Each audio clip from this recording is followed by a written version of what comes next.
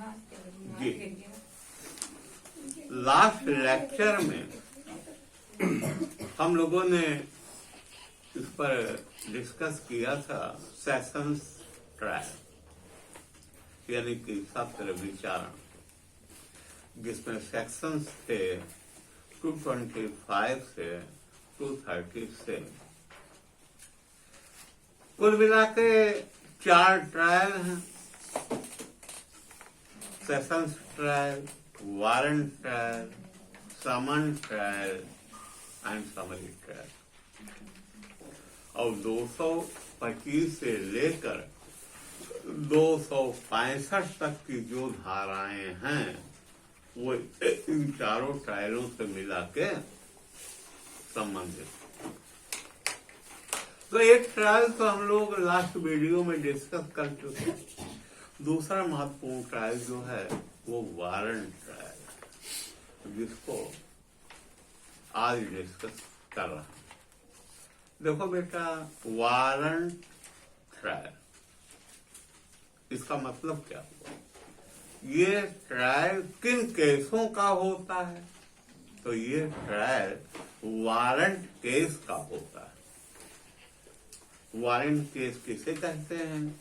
Warrant case वो case होते हैं जिनमें 2 साल से ज्यादा की सजा होता है, क्योंकि 2 साल तक के दंडनीय अपराध समन केस होते हैं और जिसमें death penalty, life imprisonment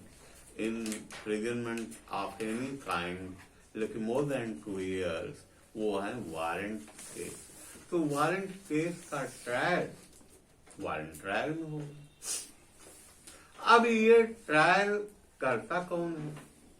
last video में आपने देखा कि सेशंस ट्रायल हमेशा सेशंस जजेस करते हैं, लेकिन ये जो ट्रायल है वारंट ट्रायल, ये करते हैं मजिस्ट्रेट साहिबान। यानी जो अदालतें मजिस्ट्रेट साहिबान की होती हैं वहीं ये ट्रायल होता है।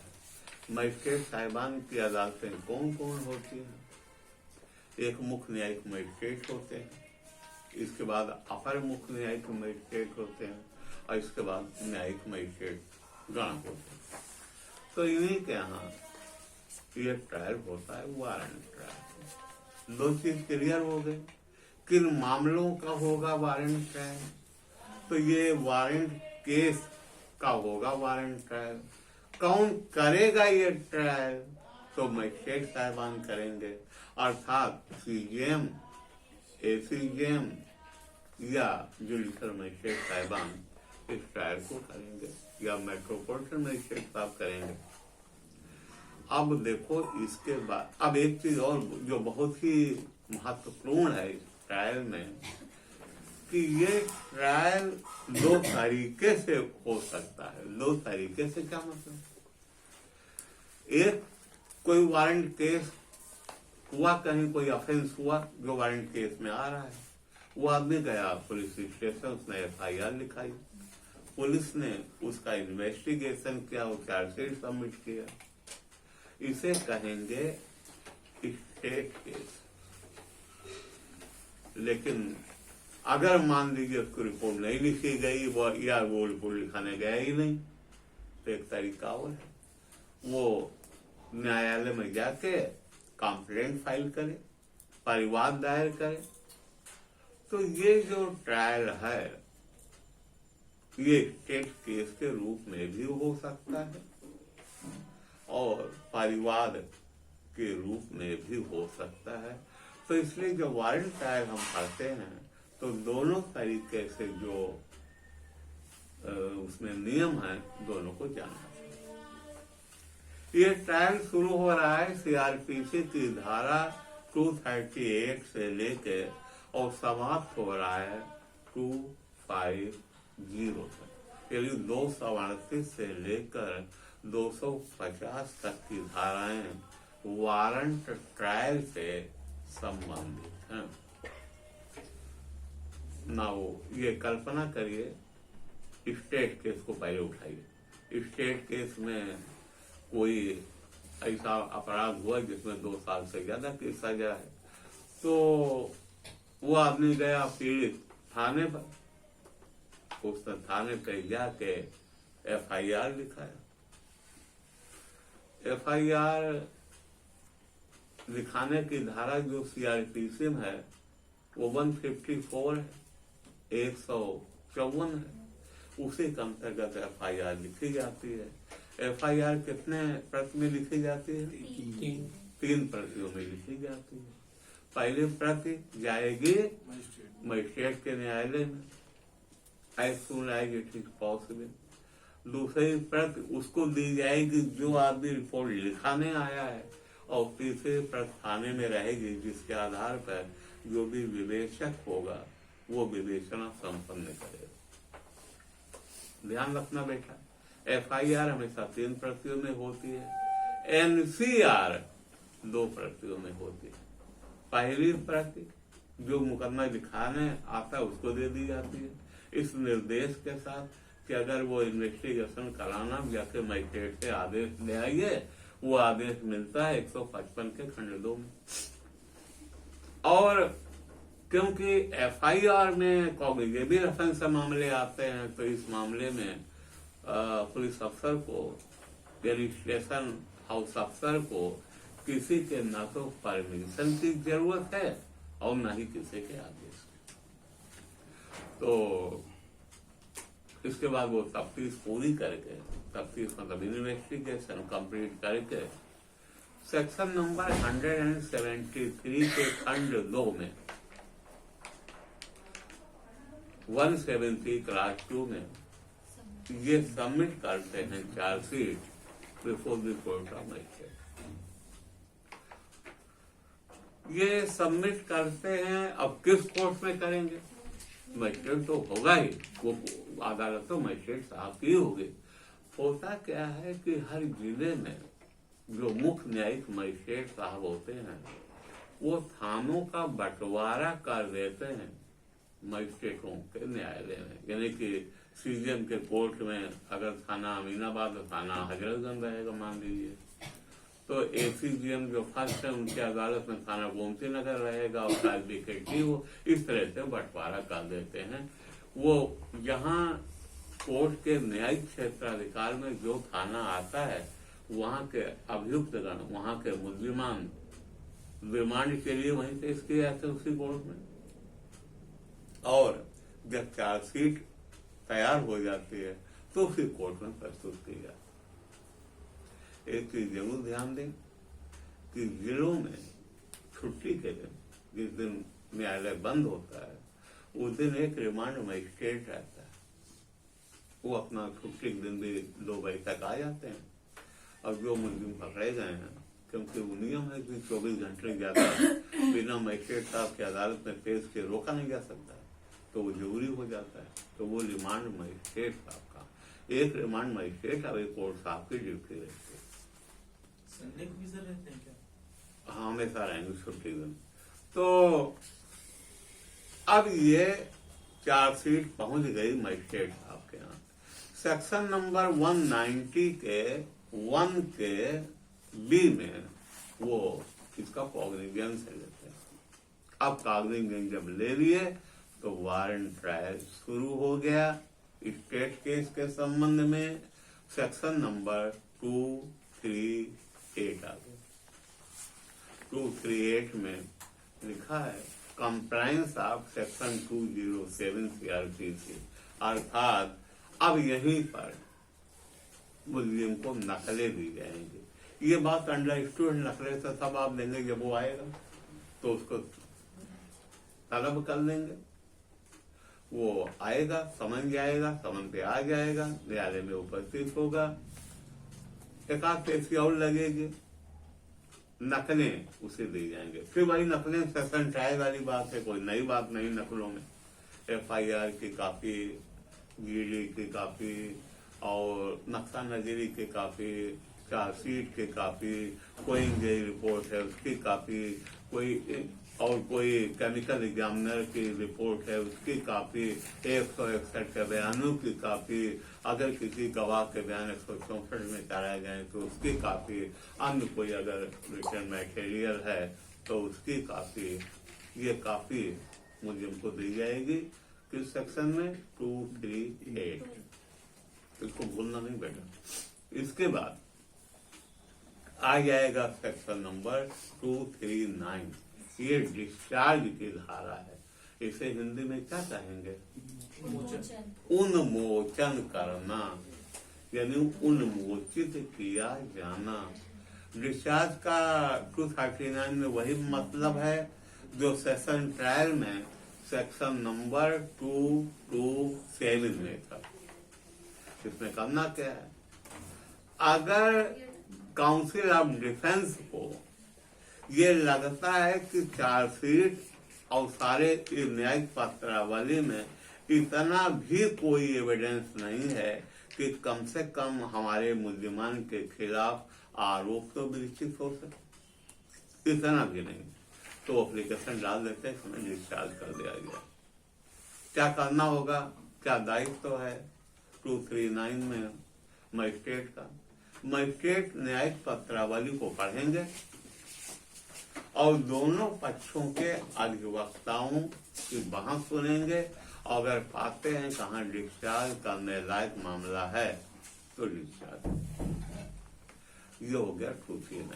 अगर 239 में डिस्चार्ज नहीं करते हैं तो आ जाएगा सेक्शन नंबर 240। अब इसमें फ्रेमिंग ऑफ चार्ज फ्रेम किया जाना, आरोप विरचित किया जाना। देखो बेटा, आरोप और आरोप पत्र दो डिफरेंट वर्ड्स हैं। आरोप पत्र हमेशा आयोग का इन्वेस्टिगेशन का रिजल्ट होता है, और उसमें जिन धाराओं के अंतर्गत वो ऑफेंस आता है उन धाराओं में अंतर्गत ये उसमें निष्कर्ष रूप में देता है कि अभियुक्तों के खिलाफ फलाफला धारे का ऑफेंस बन रहा है। आरोप जब विकसित होता है तो कोर्ट में होता है। अब इसकी जान जाओ, बिल्कुल क्लियर है कि अदालत बाध्य नहीं है आरोप पत्र में लगी हुई धाराओं से। ये भी हो सकता है कि उन धाराओं में से कोई धारा कम करके चार्ज फ्रेम करे, या उसको लगता है तो चार्ज बढ़ा भी सकता है। तो चार्ज फ्रेम हो गया। जब चार्ज फ्रेम हो जाएगा तो उस चार्ज को पढ़कर सुनाया व समझाया जाएगा मुलजिम को, और ये कहा पूछा जाएगा क्या वो आरोप को स्वीकार कर रहा है। अगर स्वीकार कर रहा है तो उसे फिर सजा हो जाएगी, क्योंकि आरोप विकसित हो रहा है सेक्शन 240 में, और 241 में यह प्राविधान है कि अगर आरोप में अभियुक्त ने स्वीकार कर लिया तो उसे इसी स्वीकृत के आधार पर उसे कन्विक्ट कर दिया जाएगा। और ये कन्फेशन कैसा होगा बेटा? ये जुडिशियल कन्फेशन होगा, क्योंकि confession is being made before the court, before the judicial authority. ये जुडिशियल कन्फेशन होगा। खैर, जल्दी करता कौन है? तो 240 में चार्ज फ्रेम हो जाएगा, हमेशा हरे पेपर में होगा, मुलजिम के दस्तखत होंगे या अंगूठा लगाएगा, जज साहब दस्तखत करेंगे, और इसके बाद ये मामला फिर अगर 241 में नहीं गए, यानी कि उसने कन्फेशन नहीं किया, तो 242 में प्रोसिक्यूशन की एविडेंस होगी। अब ये बात इसमें अंडरस्टूड है। सेशन ट्रायल के सेक्शन नंबर 230 वाली बात यहाँ लिखी नहीं है, वो आपको समझ जाना चाहिए कि गवाहों को तलब किया जाएगा, समझ जाएगा, गवाह आएंगे और उनके बयान होंगे। एप्लीकेशन देने के बारे में मैंने पिछले लेक्चर में भी आपको बताया था कि एप्लीकेशन नहीं दी जाती है प्रोसिक्यूशन साइड से, क्योंकि जो चार्जशीट होती है उसी में गवाहों के नाम लिखे रहते हैं, ये भी लिखे रहते हैं कौन किस तरह का साक्षी है।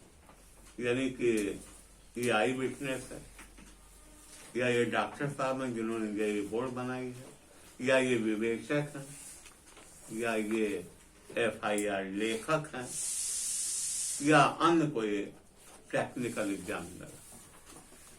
तो 232 चल रहा है ना, नहीं 242 चल रहा है, सॉरी 242 में प्रोसिक्यूशन की एविडेंस होगी। एग्जामिनेशन इन चीफ कोर्ट साहब कराएंगे, पब्लिक प्रोसिक्यूटर। गिरा यानी क्रॉस एग्जामिनेशन डिफेंस काउंसिल कराएंगे। और इसके बाद बेटा फिर बनेगा मुलजिमों का धारा 313 CRPC का बयान, जिसमें उनसे पूछा जाएगा कि जो गवाह आपके खिलाफ गवाही दिए हैं, इन्होंने गवाही क्यों दिया। ऑलमोस्ट वो कहेगा रंजिशन दिया है, झूठी गवाही दे रहे हैं। और इसके बाद का पूछा जाएगा कि क्या आप सफाई देंगे, यानी कि आपको एविडेंस पेश करना अपने को निर्दोष साबित करने के लिए नहीं।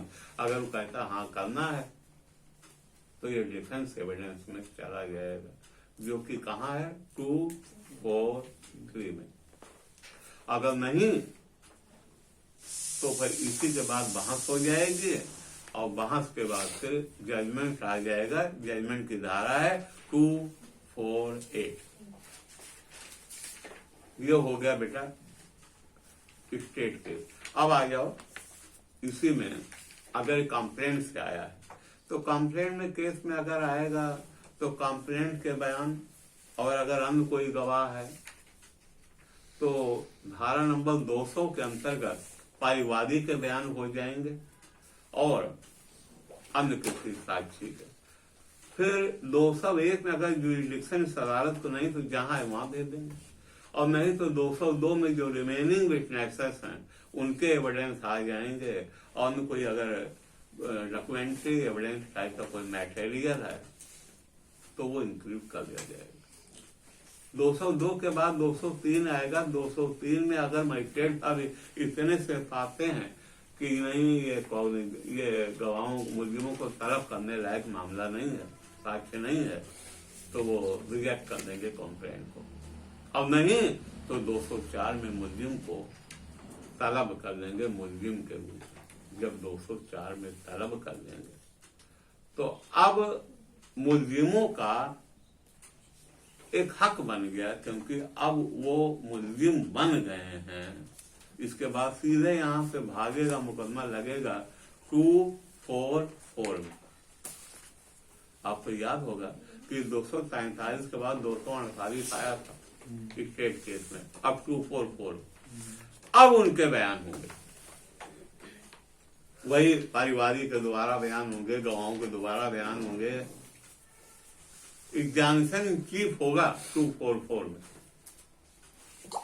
एग्जामिनेशन इन चीफ के बाद फिर मामला रुक जाएगा, और 245 में डिस्चार्ज का प्रोसेस है। अब अगर एग्जामिनेशन इन चीफ गवाहों के हो गए और मजिस्ट्रेट साहब इस नतीजे पर पहुंचते हैं कि इतना भी साक्ष्य इनके बयानों से नहीं आया है कि कम से कम चार्ज फ्रेम किया जा सके, तो मुल्जिमान को वो डिस्चार्ज कर देंगे 245 में।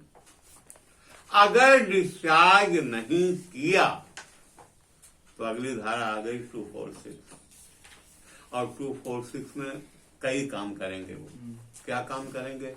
पहले तो चार्ज फ्रेम करेंगे। चार्ज फ्रेम करने के बाद अब वो जो चीफ हुआ था उसका क्रॉस एग्जामिनेशन होगा, और क्रॉस एग्जामिनेशन के बाद एक काम और होगा, मुल्जिमान के बयान अंतर्गत धारा 313 दर्ज की जाए। अब फिर वही सवाल होगा कि पूछा जाएगा कि भाई वो गवाहों ने आपके खिलाफ गवाही क्यों दी है, क्या आपको अपनी तरफ से भी साक्ष्य देना है या नहीं, आपके खिलाफ मुकदमा क्यों चला। तो अगर वो कहता है कि हाँ साहब हम भी साक्ष्य देंगे, तो 247 में वो लग जाएगा मुकदमा डिफेंस के एविडेंस। और अगर यहाँ ध्यान देना कि डिफेंस का विटनेस आएगा तो उसकी एग्जामिनेशन चीफ कराएंगे उनके वकील साहब और उनकी गिरा करेंगे पब्लिक प्रोसिक्यूटर साहब। और इसके बाद 247 के बाद 248 में इनका भी जजमेंट है। इनका भी जजमेंट है। जजमेंट जब होता है तो उसमें फिर मुलजिम को सजा के प्रश्न पर सुनना आवश्यक होता है। 248 के क्लास 2 में ये बात लिखी गई है। और तो ये ध्यान रखने वाली है कि जजमेंट की धारा दोनों तरह के ट्रायल में एक है, यानी कि चाहे वो थ्रू कंप्लेंट आए चाहे वो स्टेट केस रूप में आए। फिर 249 रिलेटेड है, कोई मर जाए परिवादी या कुछ तो क्या होगा। और 250 में अगर गलत तरीके से किसी को परेशान करने के लिए मुकदमा लाया गया है तो उसके लिए सजा है। कुल मिला के यही धाराएं फिर 238 से 250 जिसके अंतर्गत ये ट्रायल पढ़ा जाता है और दोनों तरह के ट्रायल इसमें इंक्लूड है।